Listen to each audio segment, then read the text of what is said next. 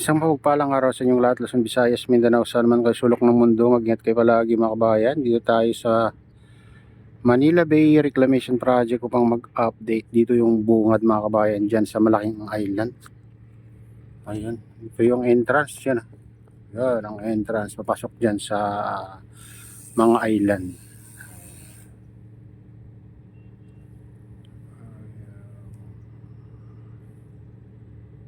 Ayan, likod ng ano yan mga kabayan.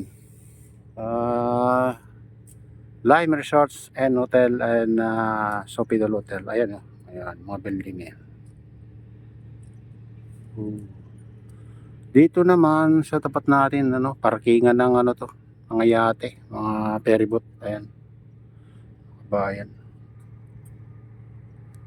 Oh.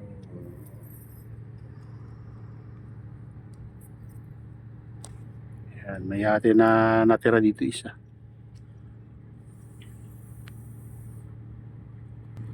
Ayan guys, nandiyan naman yung dredging vessel. Yan sa bandang Makipot. Yung dinadaanan ng Kasi may dito. Mayroong breakwater mga kabahan ito. Panangga sa yan. Pag malalaking alon. Kaya nandyan na tinatanggal yung mga buhangin dyan mga bayan. Siguro gagawin nilang katulad dun sa unahan na pantay-pantay na. At saka pinapalalim siguro ito mga kabayan.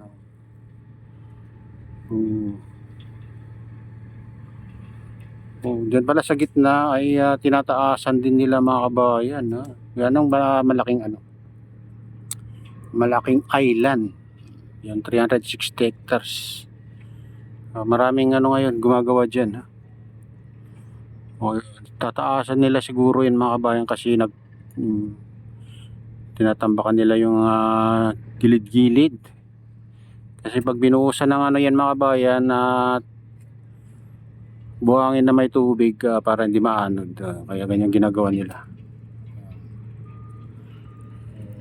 Pero itong kinukuha dito mga kabayan, hindi natambak dyan sa tapat ng MUA. Yung island sa tapat ng MUA mga kabayan. Yan yung kinukuha nitong dredging vessel na to.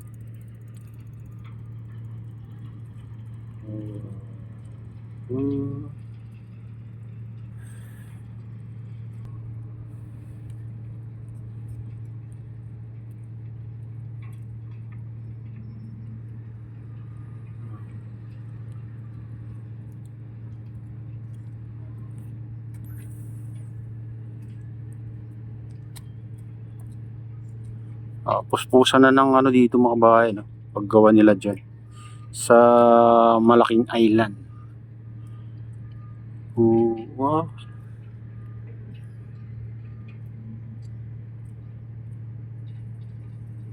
Maraming mga bangko, mga piloder sa dump truck mga kabayan. Yan sa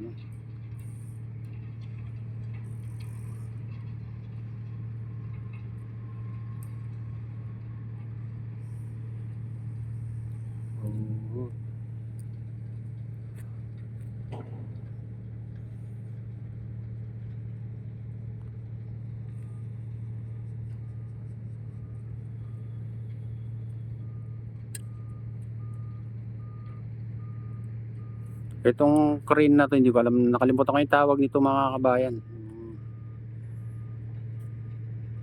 Yung may dyan sa harap niya, nakabitin na parang tubo.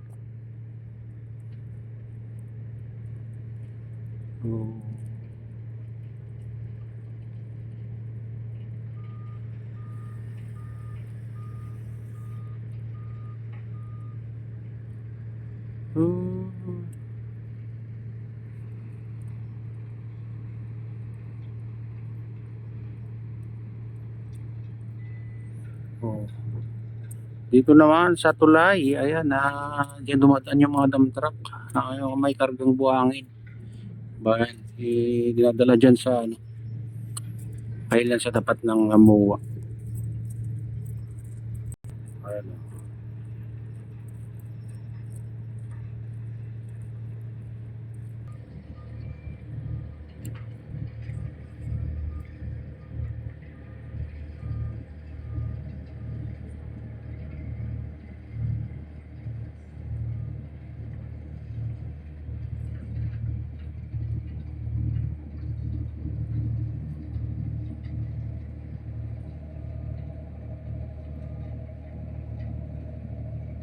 Dito naman sa ano, tapat ng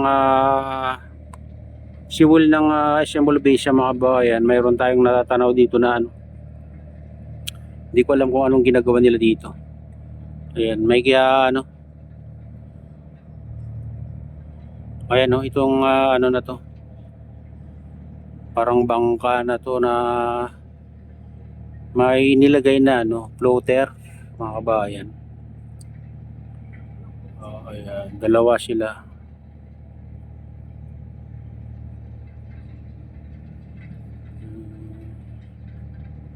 Hindi ko lang alam kung ano rin yung ginagawa nila dyan.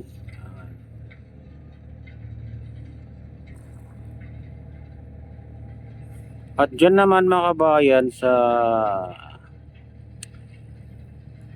kabila yung may barko dyan ay yung naglalagay ng ano dyan, naglalagay ng bricks, tiles mga kabayan. Ayan o. Ano pa rin sila ngayon, naka-standby pa.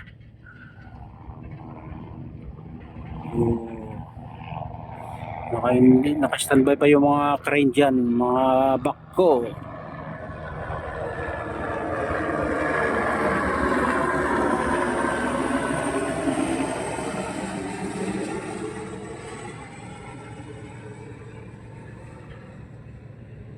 Silipin natin yung pinakadulo. Ayan, pinakadulo.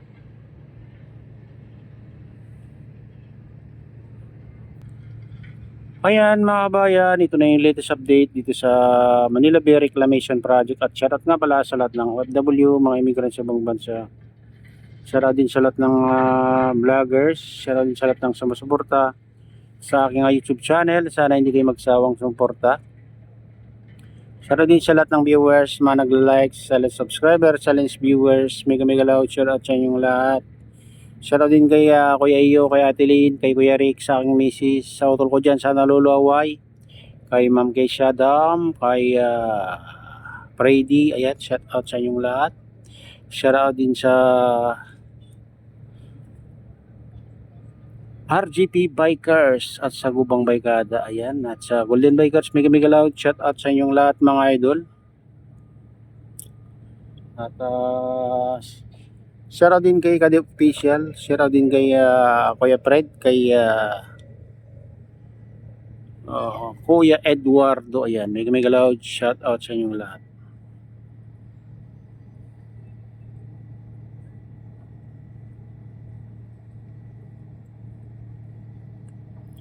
Ayan.